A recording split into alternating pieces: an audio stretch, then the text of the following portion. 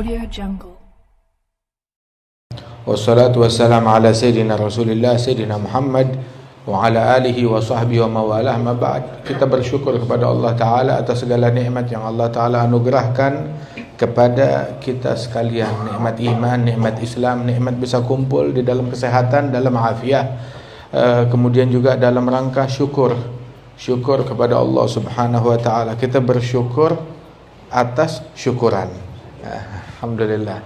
Syukuran rumah baru, insyaallah rumah yang berkah, rumah yang mewariskan rumah di surganya Allah Subhanahu wa Ta'ala, rumah yang penghuninya dirahmati oleh Allah Ta'ala, dibimbing dan diberikan keharmonisan oleh Allah Ta'ala. Akhina Bang Faisal di sini, kemudian juga beserta ayahanda beliau, kakek beliau dan keluarga besar beliau semuanya diberikan keberkahan oleh Allah Ta'ala. Bapak Wali Kota dan juga teman-teman kita semuanya yang hadir dari tokoh masyarakat, tokoh pemerintahan, diberikan keberkahan oleh Allah Subhanahu wa Ta'ala. Alhamdulillah. Dan keberkahan itu adalah hal yang terbaik. Dikasih harta, kita mau harta yang berkah. Dikasih jabatan yang berkah. Dikasih keluarga dan anak-anak yang berkah. Bagaimana keberkahan tersebut? Apabila harta berkah, harta tersebut membuat seseorang bukan cuma kaya di dunia, tetapi di akhirat juga kaya raya, di kuburan juga kaya raya. Ada orang di dunia kaya, begitu masuk kubur langsung jatuh miskin dan melarat dalam kuburannya. Begitu juga jabatan, kedudukan yang berkah adalah kedudukan yang membuahkan kehormatan bukan cuma di dunia doang, tetapi masuk kubur dia menjadi orang yang terhormat di dalam kuburan. Dia menjadi orang yang terhormat dan bermartabat saat dibangkit di hari kiamat. Bagaimana itu?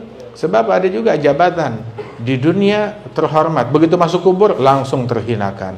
Bahkan beberapa orang nggak pakai masuk kubur, di dunia juga udah terhinakan juga. Ada yang seperti itu. Waliyadzubillah min dzalik.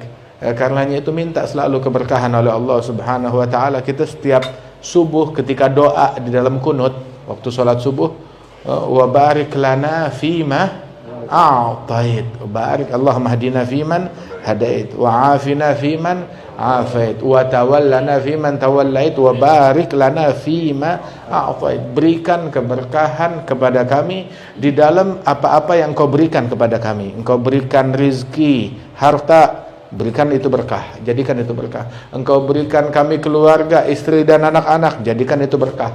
Engkau berikan jabatan, kedudukan, jadikan itu berkah. Pekerjaan, jadikan itu berkah. Dan kalau udah berkah segala sesuatu, maka enggak bakalan rugi, membawa kebaikan di dunia dan di akhirat. Rabbana hablana min azwajina wa dzurriyyatina qurrata a'yun waj'alna lil muttaqina imama. Dan rumah juga kita berharap keberkahan di dalam rumah yang kita tinggali. Itu Rasul sallallahu alaihi wasallam, jangankan rumah, kalau memakai sesuatu yang baru, maka Rasulullah sallallahu alaihi wasallam berdoa kepada Allah Ta'ala, diberikan pakaian yang baru, alhamdulillahilladzi kasani hadza wa razaqanihi min ghairi haulin minni wala quwwah. Alhamdulillah yang memberikan aku pakaian ini. Allah yang memberikan aku pakaian, menutupi auratku, memberikan rezeki pakaian ini kepadaku tanpa daya, upaya dan kekuatan dariku, murni dari Allah Subhanahu wa Ta'ala. Terus dia doa, Allahumma inni as'aluka khairahu wa khaira ma suni'a lah, a'udzubika min syarrihi wa syarri ma suni'a lah. Ya Allah, aku meminta kepadamu kebaikan dari pakaian ini dan juga kebaikan dari dia dibuat untuk apa. Nah begitu juga kita kalau saat menikah dulu, itu diajarkan saat menikah itu untuk memegang ubun-ubunnya mempelai wanita kita. Disunahkan tuh ketika berjumpa dengan mempelai, ya, berjumpa dengan mempelai wanita, masuk namanya Lailatul Zafaf, salat sunnah 2 rakaat.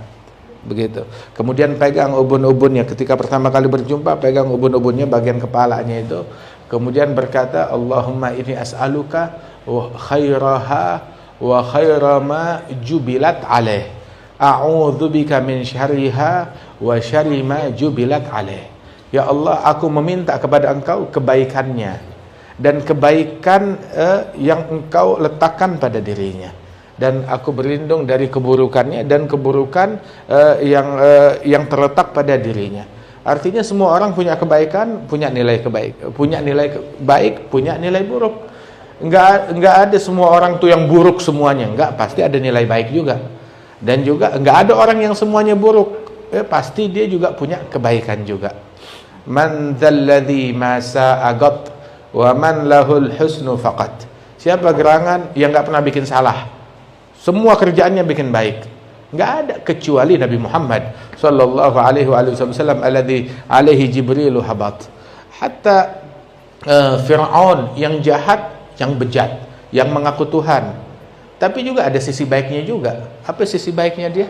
Sisi baiknya dia, Nabi Musa diasuh di dalam rumahnya, ya kan? Diasuh di dalam rumahnya. Ibunya menyusui Nabi Musa, itu terima gaji dari Fir'aun. Artinya penjahat besar, orang celaka. Begitu. Akan tetapi juga enggak ada sisi kebaikannya. Karena dia punya sisi kebaikannya, maka diutus Nabi Musa untuk mengajak dia kepada Islam, kepada kebaikan. Dan enggak diajarkan kepada Nabi Musa, udah ini orang ngaku Tuhan, tukang nyembelih anak bayi, udah enggak usah berharap, sialnya orang, enggak usah didakwahin, enggak usah diajak ke Islam, enggak usah diajak kepada kebaikan. Kita diajar tuh berpikiran baik, bahkan terhadap orang semacam Fir'aun. Jangan putus asa. Dan padahal Allah tahu ini nggak bakalan beriman. Allah maha tahu. Dari sebelum Fir'aun diciptakan, tahu nggak bakalan beriman. Tetapi diajar kita untuk berpikiran baik kepada semua orang, berharap semua orang bisa jadi baik. Begitu. Nggak bisa kita mencap, wah ini udah kafir selamanya, bejat selamanya. Oh ini di neraka. Kita bukan tukang vonis orang, ustadz, apalagi dang ilallah, ngajak manusia kepada Allah, bukan memvonis manusia. Kita membagi berbagi rahmat dan kasih sayang, bukan bagi-bagi neraka. Nanti di sorga, di neraka. Kapan kita dagang sorga neraka? Kita cuma ngajak manusia. Bahkan Nabi Muhammad SAW bukan seorang diktator, bukan seorang penghakim, bukan seorang pemaksa. Lasta alaihim bimusaitir.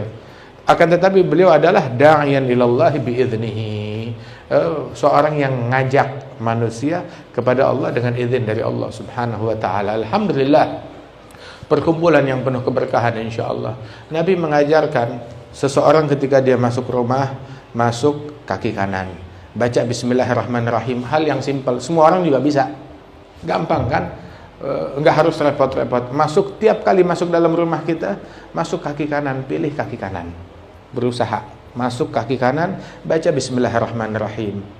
Ada lagi doa yang diajarkan Nabi itu kalau masuk ke rumah, mengajarkan baca doa, Allahumma inni as'aluka khairal maulaj wa khairal makhraj, bismillah walajna, bismillah kharajna, ala Allah rabbina tawakkalna, rabbi adkhilni mudkhala sidqin wa akhrijni mukhraja sidqin waj'alni min ladunka sultanan nasira, rabbi anzilni munzalan mubarakan wa anta khairul munzilin. Panjang banget, bismillah pendek.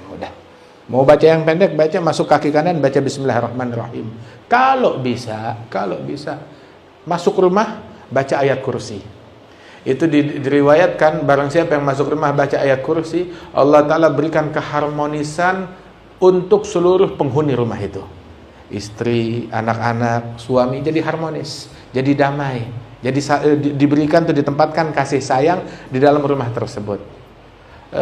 Saling cinta, saling mengasihi. Masuk rumah, baca ayat kursi. Begitu juga masuk tempat kerja, baca ayat kursi. Masuk kantor, baca ayat kursi.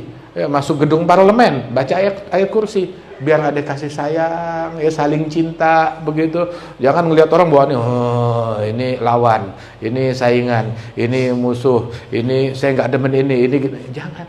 Cintai semua orang, kasihi semua orang sebagaimana diajarkan oleh Rasulullah sallallahu alaihi wasallam. Masuk, baca ayat kursi, baca bismillahirrahmanirrahim, kaki kanan baca ayat kursi. Masuk ruang rapat, begitu juga, masuk kaki kanan baca bismillahirrahmanirrahim. Terus diajarkan, kalau bisa tambahin lagi, baca surat Qul huwallahu ahad. Bismillahirrahmanirrahim. Qul huwallahu ahad, Allahus samad, lam yalid wa lam yulad wa lam yakul lahu kufuwan ahad 3 kali. Khasiatnya apa? Itu barang siapa yang masuk rumah baca surat Al-Ikhlas sebanyak 3 kali, maka Allah Ta'ala berikan kemudahan rezeki buat dia dan orang-orang yang di sekelilingnya itu 40 rumah tuh, radius 40 rumah, diberikan kelancaran rezeki berkat satu orang masuk rumah baca ayat kursi. Subhanallah.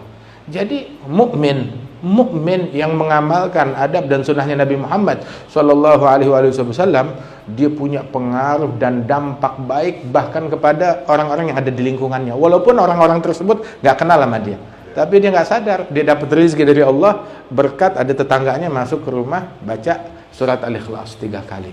Subhanallah. Ini adab dan sunnahnya Rasul Sallallahu Alaihi Wasallam. Itu ayat kursi dianjurkan dibaca sebelum tidur, kemudian ketika masuk rumah, ketika keluar rumah, begitu juga setiap habis sholat 5 waktu. Dalam hadis Rasulullah bersabda, man qara'a ayatul kursi dubura kulli salah lam yamna'hu min dukhulil jannah illa ayyamut. Barang siapa yang setiap habis sholat 5 waktu baca ayat kursi, maka antara dia dengan surga nggak ada yang bisa menghalangi dia dengan surga kecuali hanya kematian. Artinya meninggal langsung nggak pakai transit lagi, direct masuk surga. Masya Allah.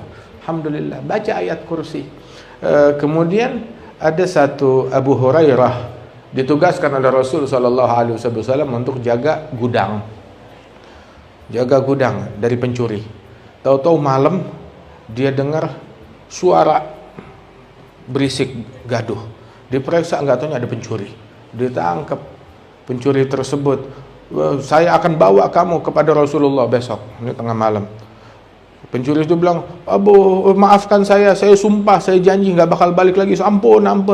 Ya sudah, dilepaskan oleh Abu Hurairah. Janji, sumpah, saya nggak bakal mencuri lagi.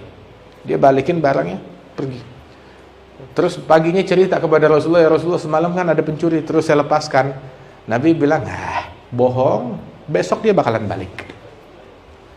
Begitu malam harinya, keesokan harinya, ditunggu lagi, betul balik.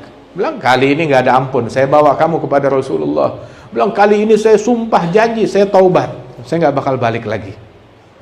Paginya cerita kepada Rasulullah, dia datang lagi semalam ya Rasulullah, tapi kali ini dia betul-betul taubat, gak mau balik lagi. Bilang, malam ini dia balik lagi. Ketika malamnya tunggu lagi, betul balik lagi.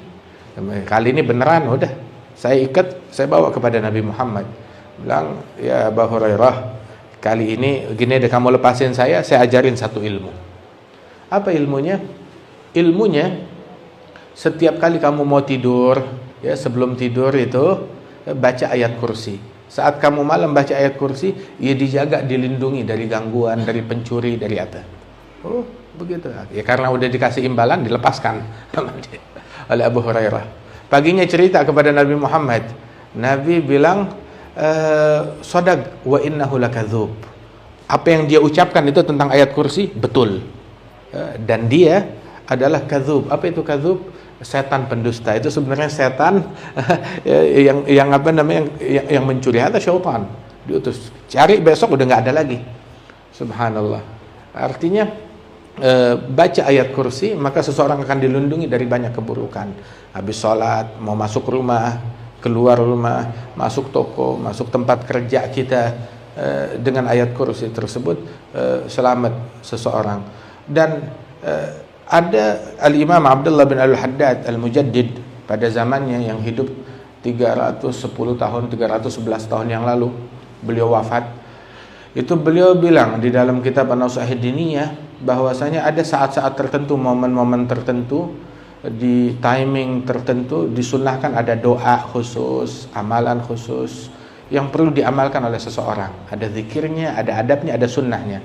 Terus kalau dia nggak baca, kalau dia telantarkan hal-hal tersebut, lantas ditimpa keburukan, ya jangan salin siapa-siapa kecuali diri sendiri. Kenapa kamu nggak baca? Kamu nggak. Nah, kita di zaman masa kondisi situasi yang dunia nggak stabil. Semua tahu ini dunia nggak stabil. Sampai orang mau simpen duit apa, mata uang apa, mau simpen dolar nggak stabil. Mau simpen apa, rupiah nggak stabil. Mau simpen apa, Mau simpan emas, ya nggak stabil juga, takut. Bisa aja potensi. Mau invest apa, semua ketakutan. Di zaman yang tidak stabil. Bukan cuma dari ekonomi aja. Dari situasi politik, dari keamanan, dari ekonomi. Nggak ada yang stabil.